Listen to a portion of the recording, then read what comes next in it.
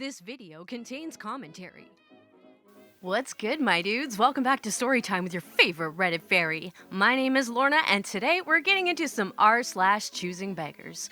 I apologize for my absence yesterday. I was supposed to submit an episode yesterday, but I wasn't feeling great.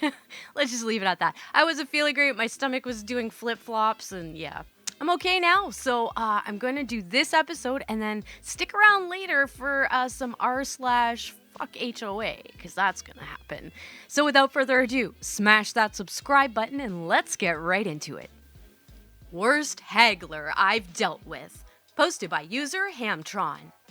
A few years ago, to make some extra cash, I posted an ad on Kijiji for odd jobs. I was very clear. My rate starts at $25 an hour depending on the job. Lady calls me.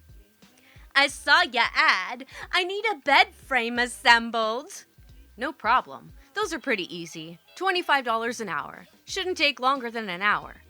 Perfect. So I'm gonna need you to pick me up, drive me to IKEA to get the bed frame, deliver it to my house, assemble it, remove the old one, and take that one away. Here's my address. What? I was talking to someone earlier. They said they'd do it for $50, so if you could do it for $25, that's even better. Lady, if a guy offered to do all of that for you for $50, I'd get him. There's no way I'm taxiing you around the city on delivery/build for $25. This whole endeavor, I'd charge $200. But he said he'd do it for $50. Can you at least do it for $50? Please call the other guy. Jesus Christ. Karen, if somebody else said they'd do it for $50, then do it. Go call them. Jesus Christ. What is wrong with these Karens? It's like logic escapes them. What the fuck? So what's good, my dudes? I missed you guys yesterday. I felt really bad, to be honest, not uploading a video. Like, I kind of wanted to take the day off to de-stress a little bit.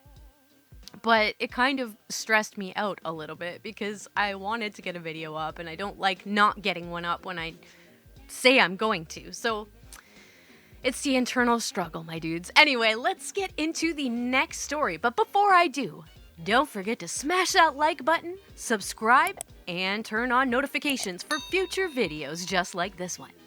Let's get it. This one is called Freeloader Choosing Beggar with a Special Dietary Plan. Hosted by user Royally Okie. This is one from my childhood that I think still happens all the time. My grandparents retired early and split their life between two homes, one in Florida and a summer home in a very desirable cottage area in Canada. This took place during summer. My siblings and I were spending some summer vacation with our grandparents when they received a call from my grandfather's old boss. His boss was president of a company and was a complete ditz. Boss man attended enough family functions and we all agreed that my grandfather probably carried him his entire career. His wife was annoying and uppity, an internal choosing beggar.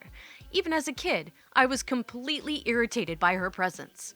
They had this annoying habit of inviting themselves to my grandparents' homes for free vacations, despite the fact that they were extremely wealthy. My grandfather was old-fashioned and believed it was respectful to include his former employer in his life. My grandmother wished they would just drop dead.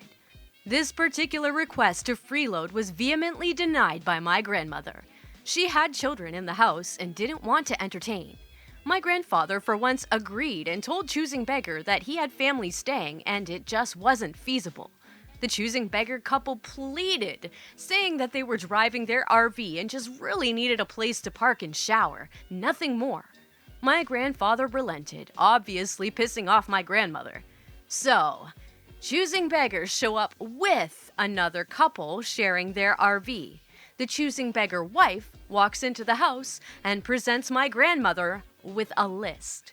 She has been diagnosed as diabetic. She needs my grandmother to prepare specific meals at specific times. My grandmother told her that she won't be preparing any special meals, but she is welcome to use the kitchen and share anything she finds in the fridge. The reason this memory remains fresh is that it was just so much fun.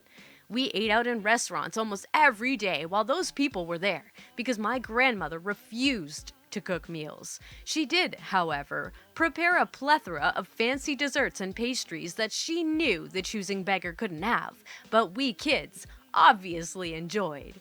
It's a little bit of like a petty revenge too. I like it. Go, Grandma.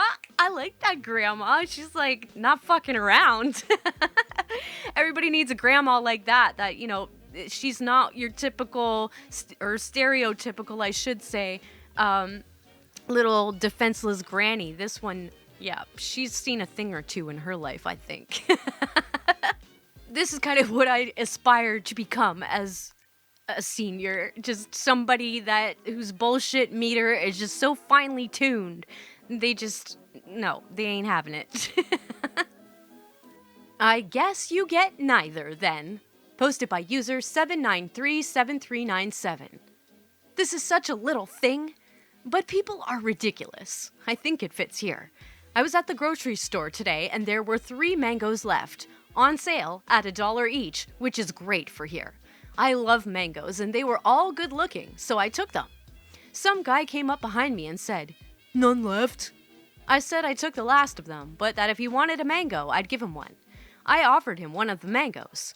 He looked in my cart and pointed at another and asked for that specific one. I told him that was the only one ripe today and that I'm keeping that one for dinner, but that he could have either of the others. He insisted I give him the ripe one. I told him I changed my mind and was keeping all 3 and walked away. He followed me, and I told one of the employees stocking shelves that he was bothering me. The man was told to leave me alone or he'd be asked to leave.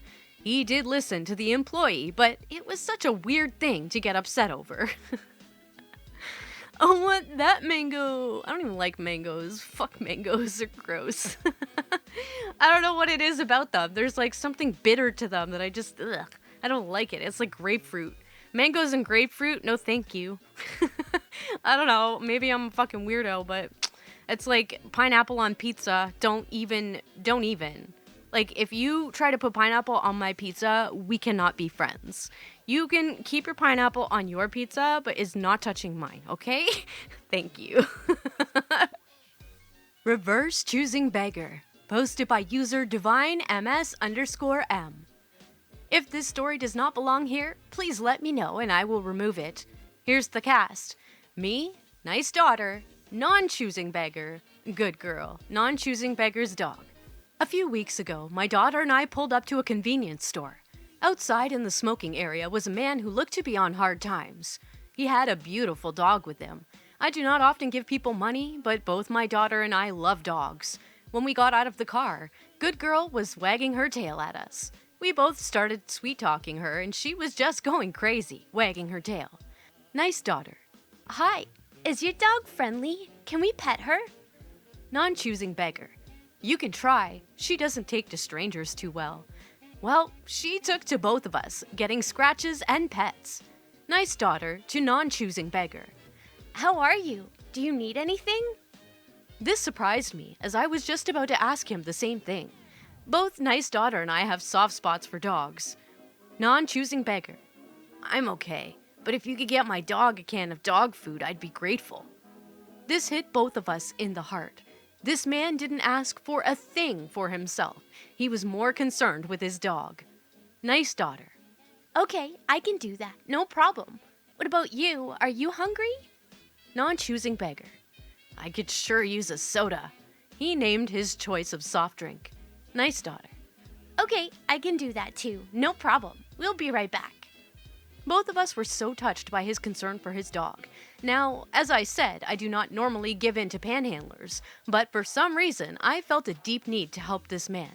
Nice daughter goes up to the register with a small bag of dog food, a can of dog food with a pull tab, a super large cup of his soft drink of choice, and I got my things and asked for $20 cash back. I then bought a gift card to that convenience store, as they were all over this town, for $20. We went back to non-choosing beggar and handed him his goods, and he was in shock. His dog thanked us appropriately with hand licks and more wags. All he could do was say thank you. His eyes were filled with tears. Nice daughter. You take care, sir, and take care of that dog. Non-choosing beggar. Thank you both so much. I will. This was a few weeks ago, and I still think about him and his sweet good girl. I hope they're able to get on their feet soon. Thank you for reading. Oh, it's right in the feels, my dudes. Ooh, I love it. Oh, I love it so much. I love it so much. like I love it so much, I have tears in my eyes. Like, if you guys don't think for a second that I'm not a good person, you should see my face right now. Oh my god. This is like, I love this story because we read so much of the Choosing Beggars that you don't really see too much of this, and this is good. I love it so much. Did I say that? I don't think I did. Did I tell you I love this so much? Because I don't think I did. All right, my dudes, let's get into the last story of the day, and this one is called Korea. Just speechless. Posted by user Easy Understanding 0. Some Korean travelers got quarantined in Vietnam after Korea faced an outbreak of the coronavirus.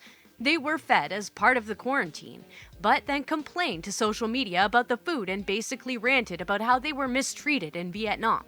It later came out that the food they were given were catered by a local restaurant, who came out to defend her food, showing pictures that prove the food that is provided for quarantine victims in Vietnam is substantially larger than the food that Korea itself provides for quarantine victims. Pictures on social media reflect how much of an embarrassment the whole thing is, and the Korean travelers are being asked to apologize.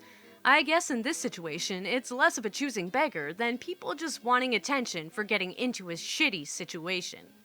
This one is only 81% upvoted, so I'm going to assume that there were a lot of people that weren't too happy with this post.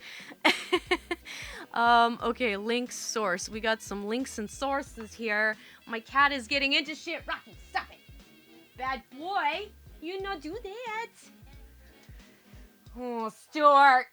Okay. Let's see. Sorry about that, my dudes. Okay, 20 Korean tourists were reportedly unhappy about the food given to them while being under quarantine at Lung Hospital in Da Nang since Monday, prompting Vietnamese locals to criticize them online. My god, I can't read today. Okay, so where's the photos? This is too much. Anyway. The links are in the post. If you guys want to check out the links to the sources there, just go find the story. That link will be in the description down below. You can head over to Reddit and go down to the comments and you'll find the sources that they posted there. This is too much to read right now. I'm not going to do it. Anyway, that's all I got for you guys today. I hope you enjoyed this episode. If you did, please don't forget to smash that like button. It really helps me out. Also, maybe consider subscribing and turning on notifications for future videos just like this one, because you never want to miss one. And like I said before, the links to all of these stories will be in the description, so you can head on over to Reddit and show those posters some love with some upvotes. You know they deserve it, my dudes. And that's it. I will see you guys a little bit later for the r/fuck HOA episode. Stay tuned for that. Peace out, my dudes.